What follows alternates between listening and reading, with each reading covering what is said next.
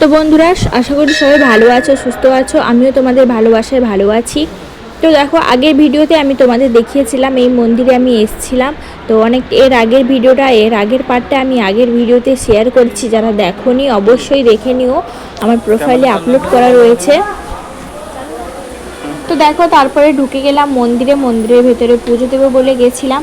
তো আগের পার্টেও তোমাদের দেখিয়েছি। তো এখান থেকে আমি শুরু করলাম ভিডিওটা। তো দেখো, সাইডে দেখো পাহাড়, একদম বুঝতেই পারছো। তো পেছনে কিন্তু কোনো দেওয়াল নেই, শুধুমাত্র নিচে এবং সামনের দিকটাই ঘেরা রয়েছে। তো উপর দিকটা তোমরা একটু ভালো করে খেয়াল করলে বুঝতে পারবে, এবড়ো খবড়ো মানে পাহাড়, মানে বোঝাই যাচ্ছে। ভালো করে একটু খেয়াল করে একটু দেখো তোমরা। তারপরে দেখো, মানে ভেতরটা একটু ছোট, মন্দিরের ভেতরটা একটু ছোট। তো তারপরে চলে এসেছিলাম। দেখো, পুজোর ডালি নিয়ে আমার মাম্মাম দেখো নারকেলটা নিয়ে দিয়ে দিয়েছিল। তো বেলপাতাগুলোও দিয়ে দিচ্ছিলো সাথে। তো বেলপাতাগুলো আমি নিয়ে নিলাম, তারপর নারকেলটা রেখে দিয়েছিলাম। তো পাহাড় থেকে যে জলগুলো ঝরছে দেখো, যেহেতু বাইরে ঝর্ণা রয়েছে, আর তো পাহাড়টাকে কেটে যেহেতু করা হয়েছে, বাইরে যেহেতু ঝর্ণা রয়েছে, তাই জল শোষ করে ভেতরে জল পড়ছে। সেই জলগুলো অনেকে তুলে মাথায় নিয়ে বোলাচ্ছিল। তারপর দেখো, এদিকে গণপতি বাবাও রয়েছে, এখানে দুর্গা দেবীও রয়েছে। তারপর দেখো, হাজব্যান্ড ভিডিওটা করছিল, মনে হয় প্রণাম করছিল। তো প্রণাম করতে করতে আমাকে ভিডিওটা করে দিচ্ছিল। তারপর আমিও পুজো করছিলাম ভোলেনাথের।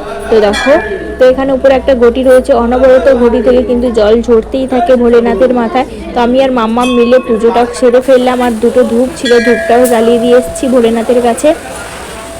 তো বাইরে দেখো, বাইরে বসেছিল নন্দী মহারাজ ভোলেনাথের দিকে মুখ করে।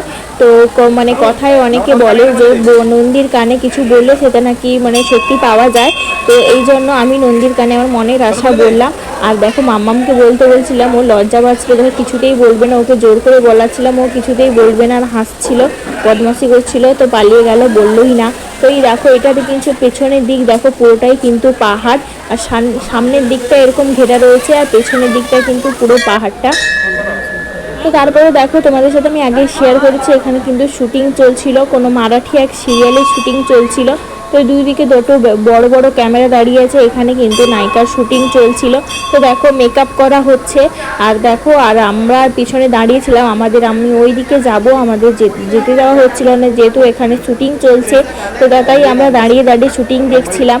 তো দেখো, কোনো একটা সিন ছিল যে ঠাকুরের সামনের দিকে তাকিয়ে তো কান্না করছিল। তো যাই হোক, ও ভিডিওটা তোমাদের সাথে শেয়ার করলাম। মারাঠি কোনো এক সিরিয়ালের নাম বলছিল, তো কি নামটা বলছিল আমারও ঠিক মনে নেই। যাই হোক, তো গ্রামীণ কোনো একটা শুটিং ছিল। তো ঝর্ণাটা দেখো, যেহেতু আমাদের সেদিকে যেতে দিচ্ছে না, তাই আমরা মানে ভেতর থেকে, মন্দিরের ভিতর থেকে মানে শ্যুট করছিলাম। তো ঝর্ণাটা দেখো জাস্ট অসাধারণ, মানে বলে বোঝানো যাবে না, এত সুন্দর।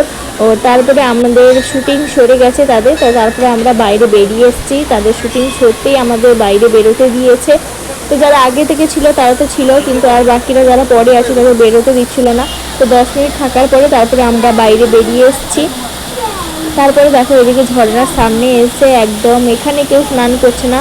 তো সেদিকটায় যেখানে জল এমনি সচরাচর পড়ছে না, সেখানে অনেকে স্নান করছে। তো উপরের দিকটাও ঝর্ণা রয়েছে। তো ঝর্ণার সামনে কেউ মানে নেই, ঝর্ণার ওদিকে রয়েছে সবাই। তো খুব ইচ্ছে ছিল স্নান করার, যেহেতু আমরা বাড়ি থেকে স্নান করে গেছি। আমি, মাম্মাম, হাজব্যান্ড সবাই স্নান করেই গেছি। তো মন্দির যাব বলে স্নান করেই গেছিলাম। আর আমাদের জানা ছিল না এত সুন্দর জল ছিল, না হলে স্নান না করেই যেতাম। এখানে কিন্তু সবাই স্নান করছে, আর সবাই কিন্তু এখানে খাওয়া দাওয়া করবে, পিকনিক করবে, তাদের কিন্তু সারা দিনের প্ল্যান।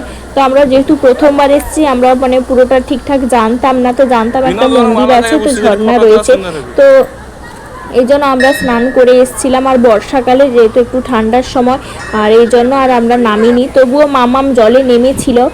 দেখো, জামা প্যান্ট একদম ভিজিয়ে ফেলেছে, ওকে ড্রেস চেঞ্জ করাতেই হয়েছে। তো ওর একটা এক্সট্রা ড্রেস নিয়ে গেছিলাম আমি।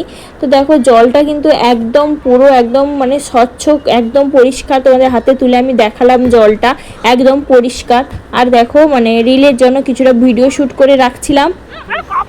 তারপর দেখো, মন্দির থেকে বেরিয়ে এসে মামামকে এইখানে দাঁড়িয়ে আমি ড্রেসটা চেঞ্জ করাচ্ছিলাম, যেহেতু বৃষ্টির সময় মামামকে ঠান্ডা লেগে যাবে। তো মানে ঝর্ণা জলে নেমে মানে ড্রেসটা ভিজিয়ে ফেলেছে। আর ওইখানে দেখো, মামাম বলছিল খিদে লাগছে, তো ওর জন্য একটা বিস্কুট বের করেছিলাম। তো দেখো, ছাগলগুলো চলে এসছে আমাদের খাওয়া দেখে। তো আমাদের হাত মানে বেশি ছিল না, আমরা 2-3টি প্যাকেট নিয়ে গেছি। তো ওদের একটু একটু ভেঙে দিলাম। আর ছাগলগুলো দেখো যেন উপরে উঠে পড়ছে, একদম যেন মানে বিস্কুটগুলো কেড়ে খেয়ে নেবে, তেমন একটা ব্যাপার। তো দেখো, তো দুটো ছাগল, নিচের দিকে আরও অনেকগুলো ছাগল ছিল, দেখো কেমন করছে দেখো। তো আমার তো ভীষণ ভয় করছিল, যাই হোক ওদের খাইয়ে দিলাম। দেখো প্যাকেটটাই নেই, ওটাও মানে টেনে নিচ্ছে এমন একটা করবে, মানে ওদের এতটা খিদে লেগেছে। তো যাই হোক ওদের একটু দিলাম, আর মাম্মাম তো ভীষণ ভয় পেয়েছে। তো দেখো বন্ধুরা, তো এখানে মন্দিরে এসেছিলাম, তো এখানে কোনো কিছু খাবার পাওয়া যায় না, এক তো বড়া পাও, না হলে ভুট্টা শেখা নিতে হবে। তো সকাল সকাল তো ভুট্টা খাবো না, এই জন্য দেখো তো এখানে বড়া পাও খাবো না বলে ভুট্টা নিচ্ছি। তো সিঙ্গেল ভুট্টা তো আমরা কিনি, সিঙ্গেল ভুট্টা 10 টাকা করে, এখানে ভুট্টা সেকে দিচ্ছে 30 টাকা করে।